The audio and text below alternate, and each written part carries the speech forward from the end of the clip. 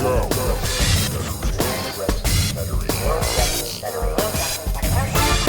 Wrestling Federation.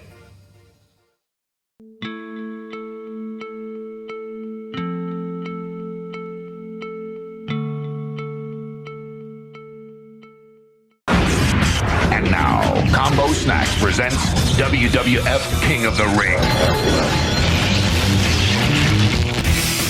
The 1995 King of the Ring pay-per-view event would only feature the semi-final matches for the first time ever, with the quarter-final matches being featured exclusively on the weekly television show Raw is War.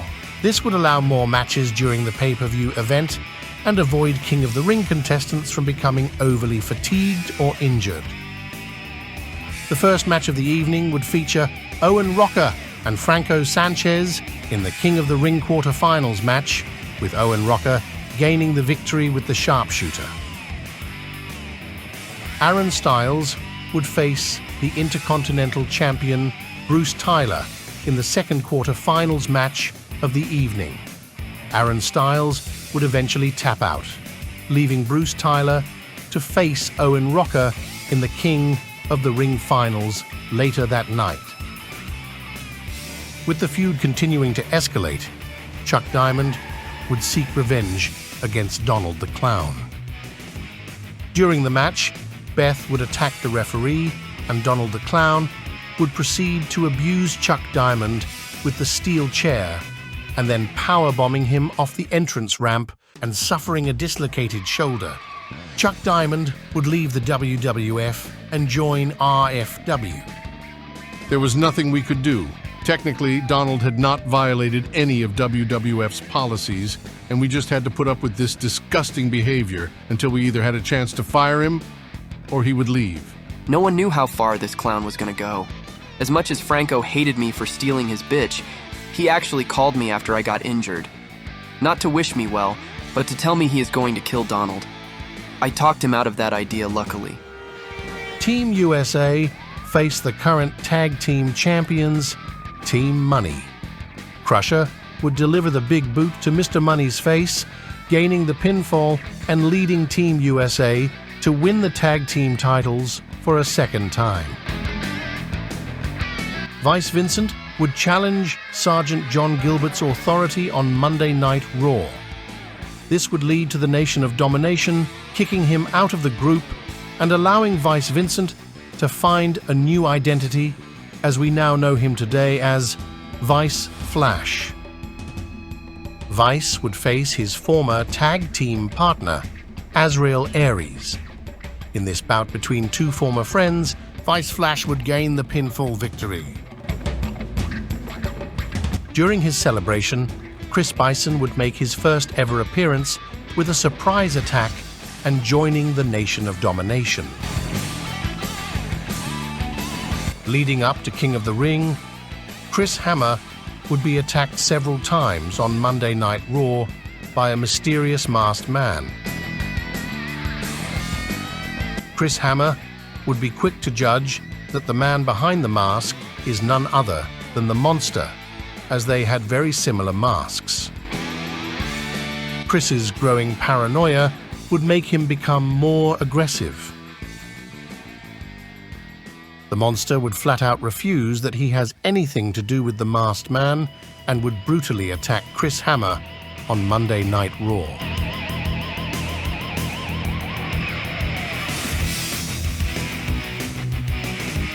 As the two would square off at King of the Ring, Chris Hammer would be seen not wearing his usual yellow and red colors and would instead be seen wearing a much darker attire. This would represent his new change in personality. Both men would put each other through a heavy amount of pain and would shockingly kick out of each other's finishing moves. While the referee had unintentionally been knocked out, Chris Hammer seized the opportunity and finished the Monster off after devastating shots with the steel chair. Although victorious, the masked man would make a sudden appearance, proving that the Monster wasn't behind the mask. As the Masked Man would attack Chris Hammer, the monster would re-enter the ring and teach the Masked Man a lesson, which is to never impersonate the monster. There was obviously an insider letting the Masked Man pass security and enter the arena. Not knowing who was behind this and why he was targeting me put a lot of stress on me and my family. I was getting prank phone calls all hours of the night. My wife would go shopping, and suddenly there'd be a severed animal's head in her shopping basket. This had to stop. James Lionheart would be the special guest referee in the King of the Ring finals match between Owen Rocker and Bruce Tyler. Both superstars would demonstrate their excellence in technical wrestling throughout the match, until Owen Rocker snapped at James Lionheart, accusing him of slow counting his pinfalls. James Lionheart would snap back at Owen, attempting a clothesline, but instead he hit Bruce Tyler by accident. Owen Rocker would immediately take advantage of the situation and lock in the sharpshooter, making Bruce Tyler tap out and leaving Owen Rocker to become the 5th King of the Ring winner. In the main event, Bret the Hitman Hart would defend the WWF title for the first time against the American hero, Jacob Cassidy. While both men would show a mutual respect for each other, it would not stop either of them to prove who is most worthy of the WWF title. Aaron Styles would interfere during the match, brutally attacking the WWF champion. Jacob would soon regain consciousness and succeed with the pinfall against Bret, winning the WWF title for the very first time. After realizing what had just happened, Jacob Cassidy confronted Aaron and expressed his disapproval to his teammate. The next night on Monday Night Raw, Jacob Cassidy would offer a rematch to Bret Hart, which Bret would accept. Jacob Cassidy would make it clear to Aaron that he did not want any interference this time. Despite doing the right thing, Bret Hart would win the WWF title for a second time. Tensions between Jacob Cassidy and Aaron Styles would continue to rise. As a way to set a good example and give Aaron a fresh start, Jacob Cassidy handed Aaron his tag team title as a sign of good teamwork and new beginnings.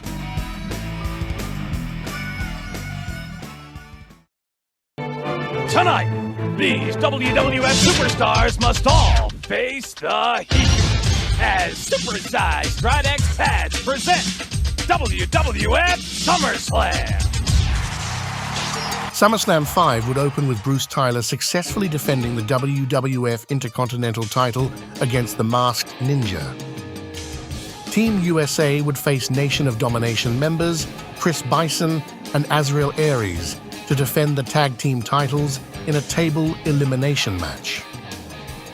After the match, Aaron Styles would accuse Crusher of not being there to help him, as they would lose the tag team title belts to the Nation of Domination.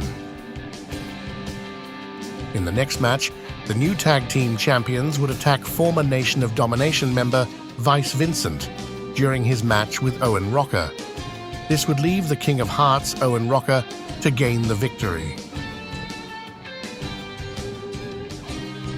James Lionheart would face the Tax Taker in the next match. Bruce Tyler, still feeling bitter about his King of the Ring finals loss, would distract James Lionheart during the match. This would result in the Tax Taker taking advantage with a steel chair shot and claiming the victory. Before the next match, where Sergeant John Gilbert would defend the United States title against Jacob Cassidy, Team USA would attack the Nation of Domination members to ensure there'd be no interference. This would prove to be a successful strategy, as Jacob Cassidy would make Gilbert tap out and then becoming the new United States champion. As Jacob and Aaron would celebrate this victory, Aaron Styles would do the unthinkable and attack the new United States champion.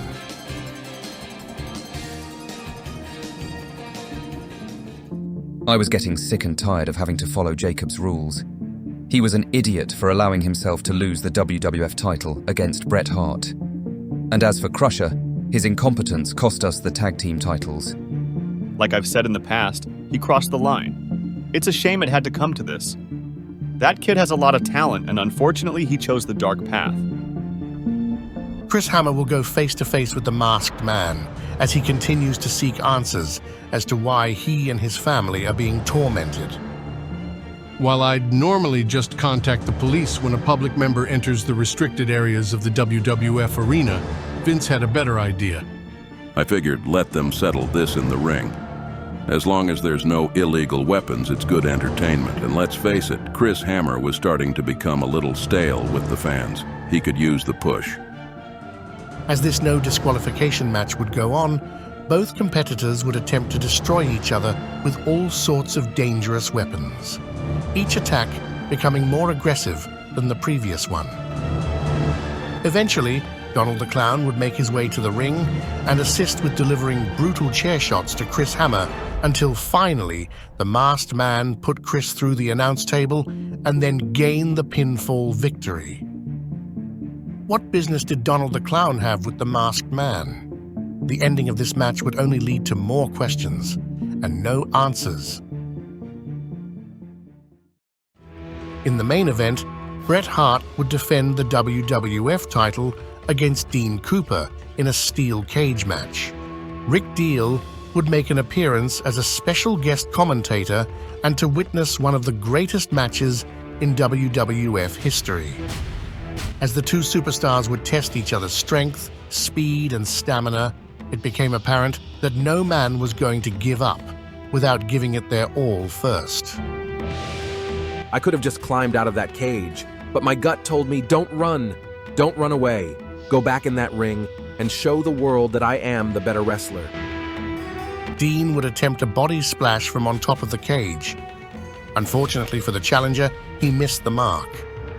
Bret Hart would capitalize on Cooper's mistake and would successfully defend the WWF Championship that night, as Dean Cooper would tap out to the sharpshooter. It was an honor to face Dean at SummerSlam 5. I would have had no shame if I'd lost that night. As much as I was lucky, I showed the world once again just why I am the excellence of execution. The 1995 WWF Survivor Series. The last pay-per-view of the year, Survivor Series 1995, would face technical difficulties in the arena at the beginning of the show. The overhead lights were not working due to an earlier power outage. Due to time constraints and at the risk of the crowd demanding a refund and walking out, a match between Father Bruiser and Bob Orndorff had been arranged. Luckily, power would be restored after this match and the event would continue as planned. The United States title would be on the line, as Jacob Cassidy would face his former team member and friend, Aaron Styles, in a one-on-one match. During this heated match, Jacob would accidentally knock out the referee. Aaron would steal the opportunity to cheat and knock out the champion with a steel chair, resulting in Aaron winning the United States title for the very first time. Mr. Cassidy believes honor is what makes a real champion. Well, you see, here's the thing. I cheated, and I became the United States champion. That's all that mattered. If I'd been hanging out with those losers still, this never would have happened for me. Honor means nothing. Davey Richards would make his debut match against Angel. Davey would quickly impress the crowd with his agility and acrobatics, but Angel would eventually gain the upper hand and deliver his signature Fallen Angel dive off the top rope, claiming the victory that night. Vice Vincent would make his first official appearance as Vice Flash, and he would seek revenge against the new Nation of Domination member and wrestler Chris Bison. The two men would exchange blows and showcase their technical abilities. As a common occurrence at the time, the Nation of Domination would attempt to interfere. Vice Flash would deflect this attempt and would go on to defeat Chris Bison via pinfall. The crowd seemed rather pleased that Vice was eventually able to find his own identity. At the time, I'd always been affiliated with either tag teams or factions. I never truly got to discover myself until I was finally set free and given the opportunity to do so. It even enabled me to start my music career, as you may already know. My debut album, Funk the Flash, hit the top 10 music charts around the world. I'm the Flash Man. I flash you with my flash. If you can handle Flash, Flash can handle you. Funk the Flash. Funk the Flash. Funk the Flash. I'm gonna funk your Flash. Funk the Flash. Funk the Flash. Funk the Flash. I'm gonna funk your Flash. Bruce Tyler would put the Intercontinental title on the line and attempt to settle the score with James Lionheart after Bruce had lost the King of the Ring finals match against Owen Rocker months earlier. Two of the greatest technical wrestlers of all time would show the world their amazing technical grappling skills, as well as their relentless ability to overcome every move delivered to one another. After numerous near falls, James Lionheart would eventually out-wrestle his opponent, pinning Bruce Tyler for the victory and winning the Intercontinental title for the very first time. At the end of the match, the two would finally make peace and shake hands. Man, Bruce Tyler sure is one hell of a grappler. That man is going to be the champion one day. I just know it. He beat me fair and square. I lost the King of the Ring finals, and now this? I should have trained harder and been more prepared. Still, I have to give credit where credit is due. James Lionheart was the better wrestler that night. Bret the Hitman Hart would defend the WWF title against his former friend and tag team partner, the controversial King of the Ring 5 winner, Owen Rocker. Trying to wear each other out, both competitors would use the ladder as a weapon, performing dangerous and potential career-ending moves to one another. As they would both make numerous attempts to grab the title belt from the top of the ladder, Bret Hart would be the one to finally get his hands on the belt, pulling it off the harness and successfully defending the WWF title. Chris Hammer would face Donald the Clown in a no-holds-barred match with the intent of finding answers and ending this rivalry once and for all. The two competitors would attempt to destroy each other throughout the match. This was not a typical wrestling match, but an all-out war. They would take the fight to the backstage area, destroying equipment and damaging property. As John Laurinaitis was absent due to personal reasons, the Vice President, Vince McMahon, ordered the match to go on. And so it did. As it seemed, Chris Hammer was close to finishing the match off. The masked man appeared from behind and delivered a bone-crushing powerbomb. Donald would proceed to put Chris in a casket, shutting the lid, placing the casket in the stolen limousine, and then driving out of the arena. As the local authorities questioned Donald about the whereabouts of Chris, it was stated that Donald had dropped him off at home. After surveillance footage was inspected from Chris's home, the police believed this to be true. As we already know, Donald the Clown has been a suspect in the past concerning WWF superstars and talent going missing. It still remains unclear as to why Donald and the Masked Man tormented Chris Hammer and his family. Was it a random attack, or could it have been part of a much larger conspiracy to remove Chris Hammer from the WWF? This would be Chris Hammer's final match and last appearance in the WWF until he agreed to be a part of this documentary. After waking up days after that match, I broke out of that casket and found myself washed up on a beach somewhere. It was then that I decided, enough is enough. I'm done with this shit, and I'm done with wrestling. My wife and child had to go under a witness protection program, and we couldn't live like this anymore. So we moved on. It truly was devastating to have Chris Hammer leave the WWF. We offered him more money and benefits, creative control, great merchandise royalties, and it still wasn't enough. He would only consider staying if we got rid of Donald the Clown and if we gave Chris the freedom to exit his contract at his own will. From a business perspective, this wouldn't be good for the WWF as a company, so we had to leave it and move on. At the beginning of 1992, Chris Hammer emerged as a charismatic force that revolutionized the world of professional wrestling, ultimately skyrocketing the popularity of the WWF to unprecedented heights. Within Chris Hammer's career, he had won the WWF title 4 times, defeating the Monster at WrestleMania 2, the Mastodon at Royal Rumble 93, his brother Biff Hammer at WrestleMania 4, and Dean Cooper at the Royal Rumble 95. Chris Hammer would move to Hollywood with his family and pursue an acting career, starring in his first film, Super Dude. He then appeared as the lead actor in the controversial film Kill for the Kids, and lastly, voted as the worst movie in the world, which actually lost $3 million in revenue. Chris Hammer would star in his final movie, Chicken Ape Fighter. It was Chris Hammer's unparalleled skill, boundless enthusiasm, and a desire to entertain that paved the way for the WWF's rise to prominence. His impact on professional wrestling was revolutionary and still talked about till this very day. One can only wonder, will Chris Hammer make a return to the WWF ring ever again?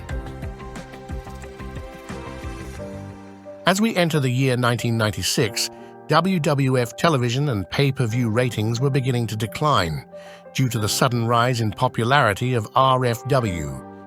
Vince McMahon would temporarily step down as the president of the WWF to assist with marketing, recruiting, and company morale.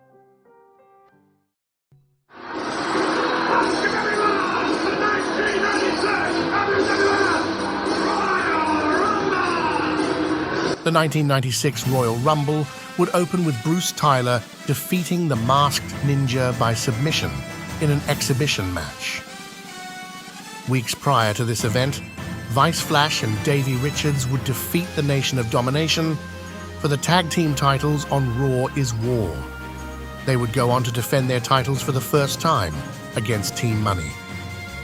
As these two teams would beat each other up in this Tornado tag team match, Nation of Domination members Azrael Aries and Chris Bison would interfere and attack Vice and Davey from behind. This relentless attack would enable Team Money to take further advantage of the referee being knocked out and attacking their opponents with steel chairs to claim the victory and the tag team titles. Following the recent fallout with Team USA, the next match would see a more traditionally styled wrestling match between Aaron Styles and Crusher. In the end, Aaron would deliver a diving headbutt off the top rope, leading to a clean victory and retaining the United States Championship belt. After being unmasked by Donald the Clown and bringing shame to his family, Senor Brutus made his in-ring return and would challenge James Lionheart for his Intercontinental title belt. While both men would showcase their own unique styles throughout the match, James Lionheart would deliver the final move, using Senor Brutus's own weight against him and executing a powerful Olympic slam to retain the Intercontinental title. Even though Chris Hammer had recently departed the WWF, the Monster was still looking for answers and wanting to expose the Masked Man once and for all. Angel would interfere during the match and viciously beat the Monster with a baseball bat. The Masked Man would then deliver a mighty powerbomb, putting the Monster through the announce table and dislocating his left shoulder. The Masked Man would win the match by countout. Just 2 weeks before the Royal Rumble, Donald the Clown would defeat Bret Hart for the WWF title. While Donald was announcing himself to the audience as our new champion, Dean Cooper suddenly stepped in and attacked the clown. This brawl would lead to Dean Cooper challenging the new champion in a steel cage match. I was sick of seeing this clown and that stupid masked man. After what they did to my friend Chris, it wasn't just about the WWF title. It was about payback.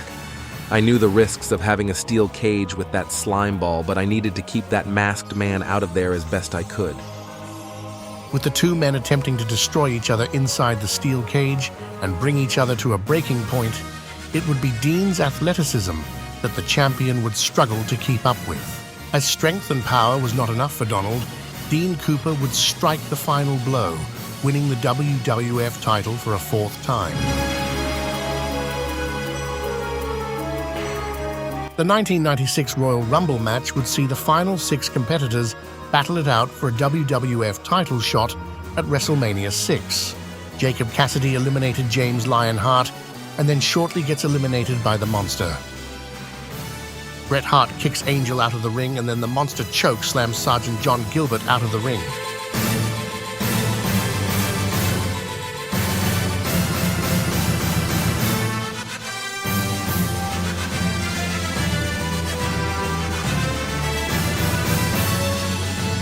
With the 2 remaining men determined to win the match and go to WrestleMania 6, the Monster would miss his attack off the top rope, leaving Bret Hart to throw his opponent out of the ring, winning the Royal Rumble 2 years in a row.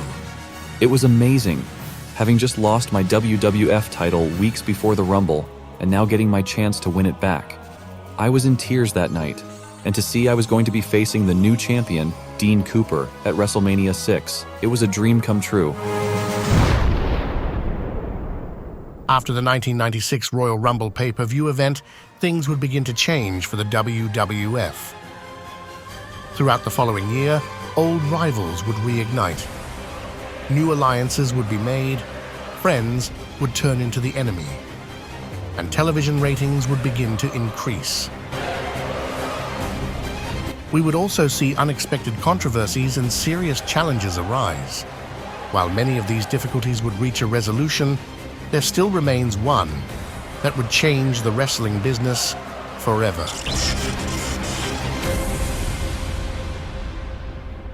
This concludes the WWF Documentary, Volume 3, 1995 to 1996.